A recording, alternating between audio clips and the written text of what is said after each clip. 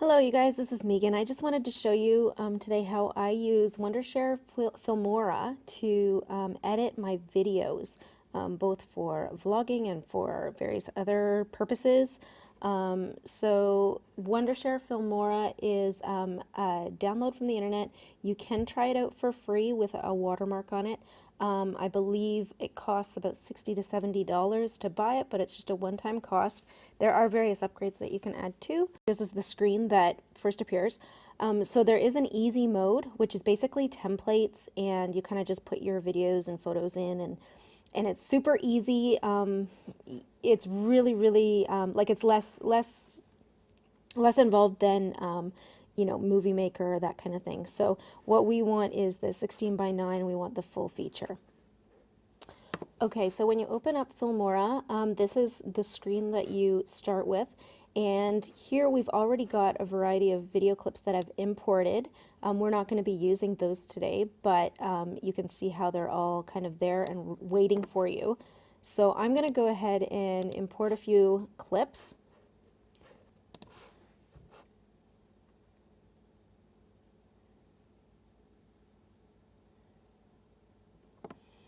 Okay, so I'm doing a cleaning video collab with my son on his YouTube channel, and he's going to voice my cleaning videos. So you can see I've got some videos right here that we can just go ahead and drag to the timeline. And they will load, and we can do it all at once or one at a time or however we'd like to do it. So I'm going to just do these two. It's a really short one. Let's add another one here. There we go. Now, the clip that you're working on is highlighted in pink. You can do a magnify or maximize the clip so that you can see exactly what you're working on. As you can see, the waveform is here for the audio. If you would like, you can right click and detach the audio so it's a separate piece. I don't want to do that this time, but so as you're going along, you can easily play and preview. You can cut with the scissors, super easy, super intuitive, and just right click and delete that part if I don't want that. And then of course you can go ahead and edit your entire video. So this is me cleaning, and so we're gonna edit out a lot of this, and it'll be a lot of jump cuts. But the neat thing with Filmora is that it does make it super easy. So there are lots of different options for actually editing this video. So right here is music. I don't know if we're going to use the music, but there's that option there. So it comes preloaded with several different tracks, and then of course you can add your own. And you'll see under my music, I've got several loaded in here that are just from the free YouTube audio library. And so you can easily import your own. The thing with their tracks is that some of them are copyrighted, so that's important to keep in mind. I learned that the hard way. Then there are lots of different templates for text. So there's a bunch of them, and if you see a little blue arrow, that means that it's free for download, so you can go ahead and download it. You just double click to download and then drag it to the timeline to where you'd like it.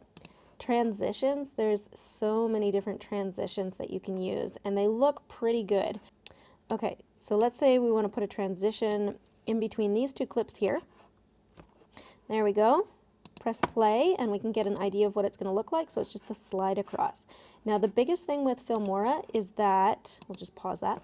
The biggest thing with Filmora is that it quite often it glitches a little bit, and sometimes the audio and video don't always sync up. Now in the export, I have never really had a problem, so there's that. When it exports, it looks pretty good, but in the preview, quite often it can be a little bit glitchy and things. Okay, so we've got the transitions. There's so many to choose from, so yeah, so many different options. And again, I mean, there's these weird graphics if you're into that sort of thing, and some of them are available for download. So if you see the little blue arrow, you can go ahead and download it, and so they're all there for you to use, free for use. And then filters. Oh, so this is a new one. There's fire. That's kind of neat. So these are like very Instagram-y kind of filters where you can just drag these to the timeline. There we go. Let's see how this one looks. So you can see there, that's the difference between the filter, and then it'll snap back. There we go, to the regular film. And there are various different, I mean, look at all the options you've got here. So you can do lots of fun things with that. And so, of course, on the side, you can see they're kind of categorized. We're looking at all of them right now, but there are various different faux film and nightlife and lomography, things like that. You can have a lot of fun with that. Overlays. These are, I'm not sure what you would consider the difference between this and the filters. I guess these are, they're just, like there's like film and things like that, which you can use for various different things. The light leaks, the you know, the lens flares and stuff. That's a lot of fun.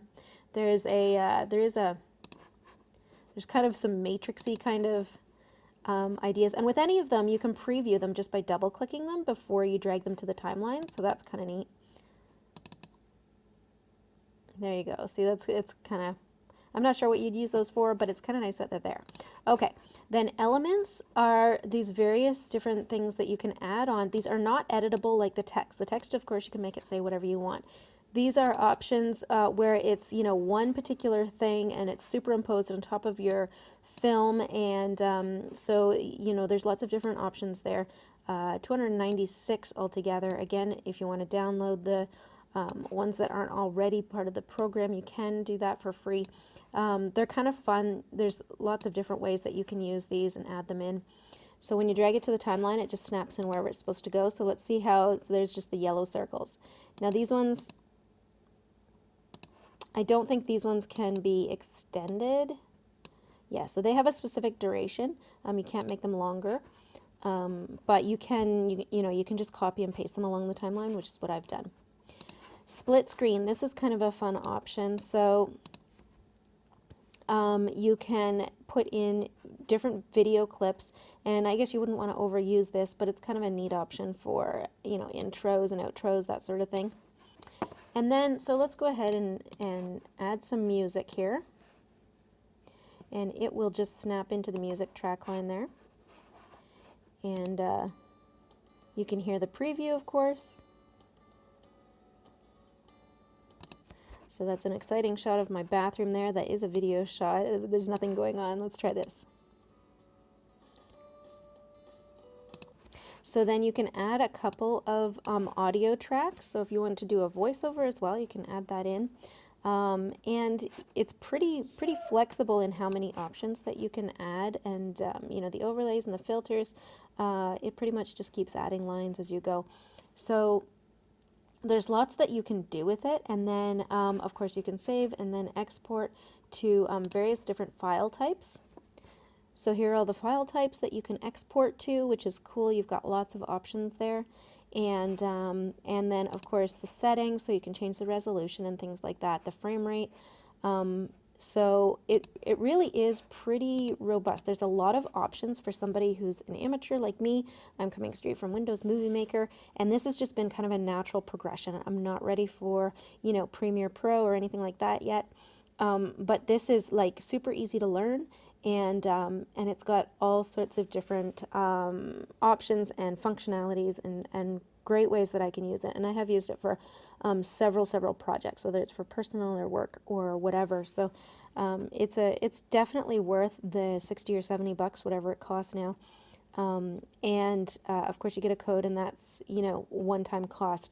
You can again add more effects. It'll take you to the website, and there are various different packs that they have for between $15 and $20, I believe, so that you can just get a selection of different filters, text, music. They usually bundle them all together, different elements as well that they throw in there for either for holidays or for you know, various occasions, you know, for like birthdays or Christmas, or for, you know, Valentine's Day, that sort of thing. So there's a lot that you can do with this. It's pretty useful, very robust, and I've really enjoyed using it, especially as someone who is an amateur and is just picking this up as I go. So I'd love to hear your comments and your tips and tricks. Have you ever tried Filmora? And if so, what did you think of it? And too, if anybody has used both Filmora and Premiere Pro or something more advanced like that, I'd love to hear what your comparison is and how they relate to one another, how they're similar and different. I think that would be really educational for those of us who are kind of learning as we go. All right, I will catch you next time. Bye-bye.